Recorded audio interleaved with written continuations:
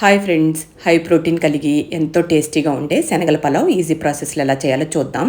దానికోసమని ఒక డబ్బా శనగల్ని ఓవర్ నైట్ నానబెట్టేసుకొని శుభ్రంగా కడిగి తీసుకొచ్చేసి ఒక్కొక్కరి గిన్నెలో వేసేసుకొని దానికి సరిపడా వాటర్ వేసేసుకొని ఒక స్పూన్ సాల్ట్ వేసుకొని మూత పెట్టుకొని స్టవ్ మీద పెట్టుకొని 3 విజిల్స్ వచ్చేదాకా ఉడికించుకోవాలి. ఇప్పుడు ఒక గిన్నెలోకి 2 డబ్బాల బాస్మతి రైస్ వేసుకుని శుభ్రంగా కడిగి తీసుకొచ్చి ఏ డబ్బాతో అయితే బాస్మతి రైస్ తీసుకున్నాం అదే డబ్బాతో 2.5 డబ్బాల వాటర్ వేసేసుకొని పక్కన పెట్టేసుకోవాలి. ప్రెషర్ అంతా పోయాక ఈ శనగల మూత ఓపెన్ చేసి చూసానండి, శుభ్రంగా ఉడికిపోయినాయి.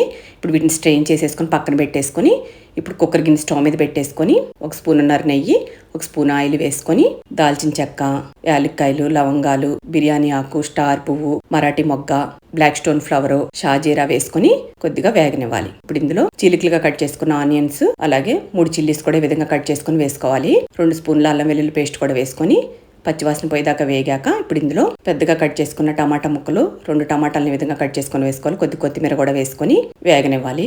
టమాటా ముక్కలు సాఫ్ట్ అయ్యేదాకా మగ్గించుకున్నాక ఇప్పుడు ఇందులో ఒక బౌల్ పెరుగు, గిలకొట్టుకున్న పెరుగు వేసేసుకొని బాగా అంతా కలిసేట్టు కలుపుకొని ఇందాక ఉడికించి పెట్టుకున్న శనగలు కూడా వేసేసుకొని ఇప్పుడు ఇందులో 1/2 స్పూన్ కారం, 1/2 స్పూన్ పసుపు, 1 స్పూన్ ధనియా పొడి, 1 స్పూన్ జీరా పొడి వేసేసుకొని కొంచెం కొత్తిమీర కూడా వేసుకొని బాగా అంతా కలిసేట్టు కలుపుకొని మూత పెట్టుకొని ఆయిల్ పైకి తేలేదాకా మగ్గించుకోవాలి. ఈ విధంగా ఇప్పుడు ఇందులో రుచికి సరిపడ సాల్ట్ కూడా వేసేసుకొని బాగా అంతా కలిసేట్టు కలుపుకొని ఇందాక కడిగి నానబెట్టుకొని కొలుచుకున్నాం కదా రైసును వాటర్, అవి అంతా అందులో వేసేసుకొని బాగా అంతా కలిసేట్టు కలుపుకొని ఇంకొంచెం సాల్ట్ వేసుకొని మూత పెట్టుకొని 2 విజిల్స్ వచ్చేదాకా ఉడికించుకోవాలి. అంతేనండి. 2 విజిల్స్ వచ్చాక ప్రెషర్ అంతా పోయాక లిడ్ ఓపెన్ చేసుకొని ఈ విధంగా కొద్దిగా కొత్తిమీర వేసుకొని అడుగు నుంచి పైకి కొద్దిగా లైట్ గా కలుపుకొని సర్వింగ్ ప్లేట్ లోకి సర్వ్ చేసుకోండి.